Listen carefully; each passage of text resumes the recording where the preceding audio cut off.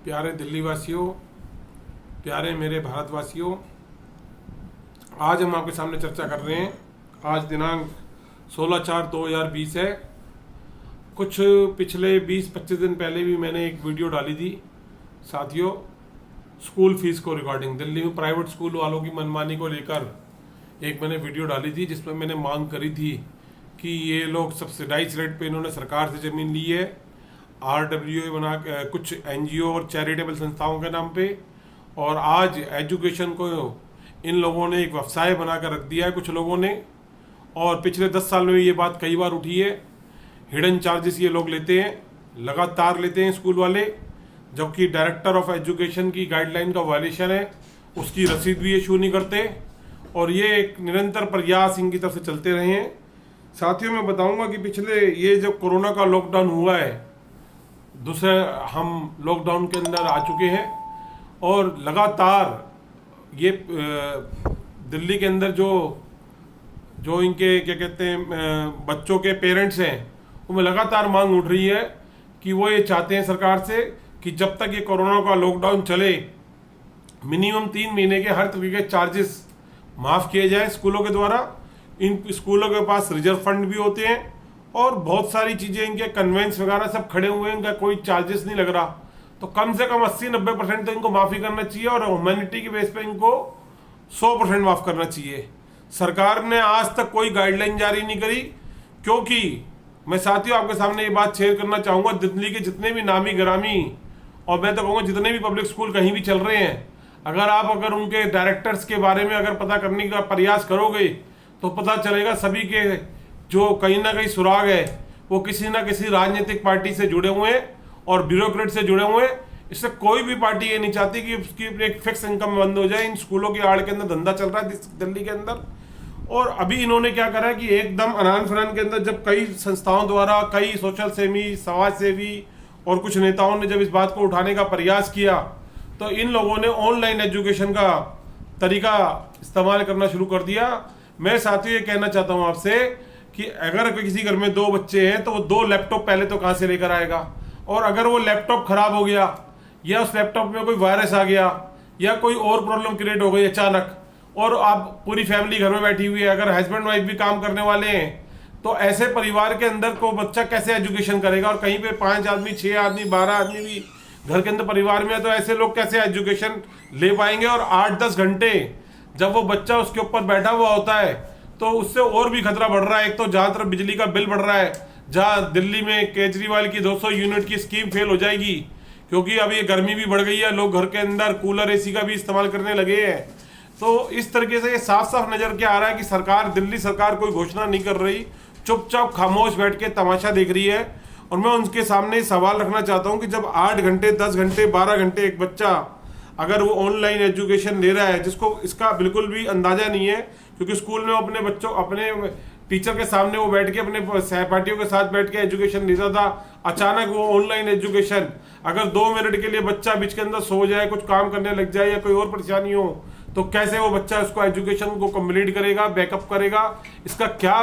साधन है। दिल्ली पुलिस क्यों मौन है, और दिल्ली सरकार क्यों मौन है, और वो कोई गाइडलाइन क्यों नहीं जारी करती इन स्कूलों के खिलाफ। और ये लोगों ने अब फीस मांगनी शुरू कर दी है। बहुत सारे लोगों ने मुझे बताया, किसी स्कूल ने एक नोटिस दे दिया कि 50 रुपये पर डे की फीस लेगा, किसी ने कहते 10 रुपये पर डे की फीस लेगा, किसी ने कहते 20 रुपये पर डे की लेट फीस लेंगे स्कूल वाले। एक नोटिस जो कि एक थ्रेटनिंग की तरह है कि आज जब सारे साधन कमाई के, इनकम के, व्यवस्था के बंद है, इकोनॉमी रुक गई है, सरकार की आमदनी बंद है, ये लोग थ्रेट दे रहे हैं स्कूल वाले।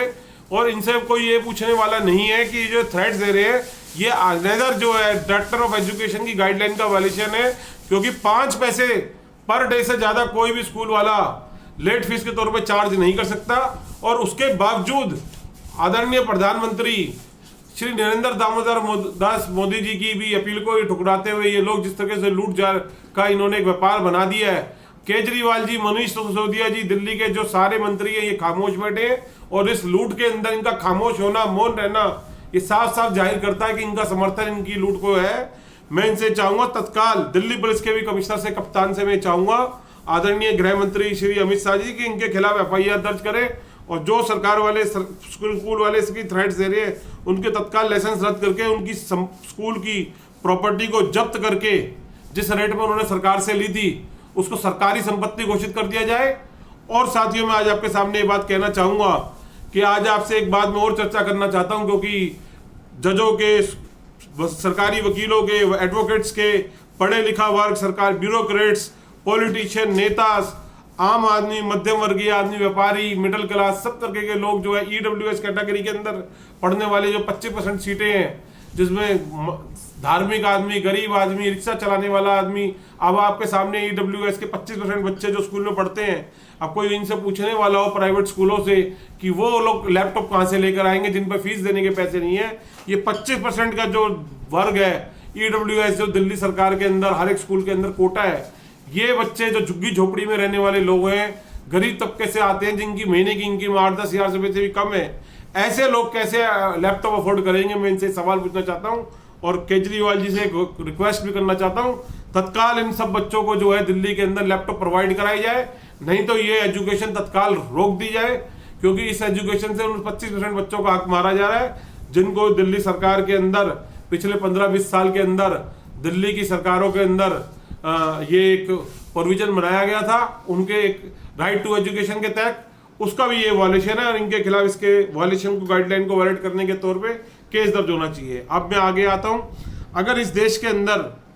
अगर ये ऐसी व्यवस्था है कि ऑनलाइन एजुकेशन सक्सेस है और ऑनलाइन एजुकेशन से बच्चा पढ़ लिख के IAS IPS से अपनी जिंदगी और अपने परिवार की रोजिका कमा सकता है, देश की तरक्की में साथ दे सकता है, तो ये आज तक इतने बड़े बड़े स्कूल जिन पर करोड़ों रुपया केजरीवाल जी खर्च कर रहे हैं, स्कूल की बिल्डिंग बनाकर दुनिया को दिखा रहे हैं, तो इसकी क्या जरूरत है?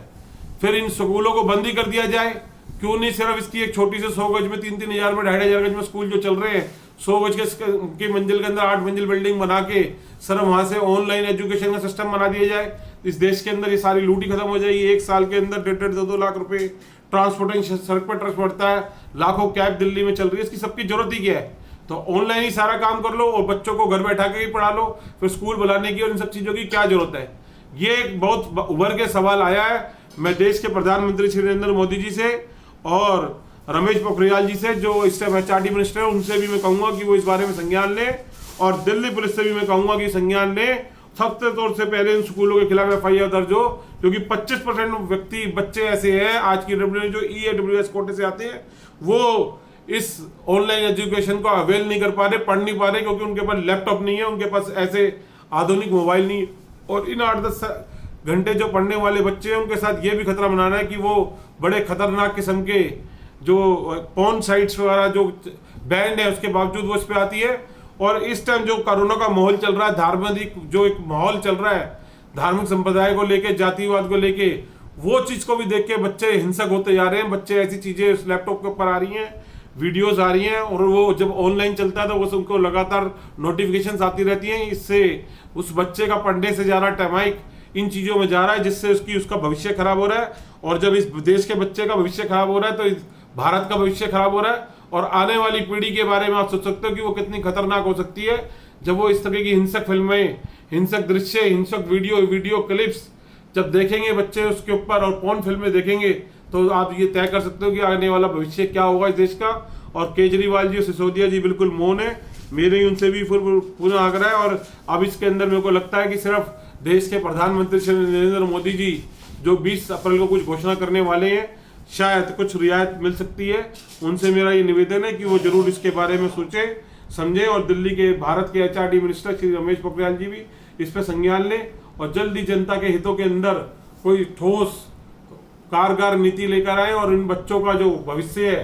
दिल्ली के अंदर जो लाखों बच्चे पढ़ने वाले हैं और पूरे भारत में जो करोड़ों बच्चे हैं, उनके भविष्य को देखते हुए जरूरी दिशा निर्देश जारी करें। इसी के साथ मैं आज शब्दावली को विराम देता हूं और राइट टू जस्टिस की बात बुलंद करता हूं, और इन स्कूल वालों की मनमानी के खिलाफ अपनी आवाज को बुलंद करता हूं। जिस मेरे साथी को, पेरेंट्स को, दिल्ली के वासी को, बच्चे को ये बात अच्छी लगे, ज्यादा से ज्यादा लाइक, शेयर, कमेंट इसको करें, आगे फॉरवर्ड करें, ताकि इस लूट के ऊपर लगाम लग सके और इस देश का एक उज्जवल भविष्य का निर्माण हो सके, जो कि आज पूरा विश्व इस देश की तरक्की से, मैं तो कहता हूँ इस देश का जो बच्चा है, अमेरिका, विदेश, जर्मनी, फ्रांस, जितनी भी कंट्री हैं, वहाँ आज भारतीय बच्चा जाके उसको देश को एडमिनिस्ट्रेट कर रहा है, उसको चला रहा है। ये उपलब्धि खत्म नहीं होनी चाहिए,